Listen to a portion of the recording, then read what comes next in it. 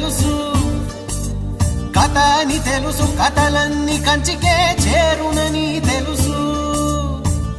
తెలుసు తెర తొలుగుతుందని, తెలుసు తెల్లారుతుందని, తెలుసు ఈ కట్టె పుట్టుకుమంటదని, తెలుసు ఈ మట్టి మట్టిలో కలిసిపోతదని. ఇన్ని తెలిసి ఇరకాటంలో పడిపోతావు ఎందుకని? మాయ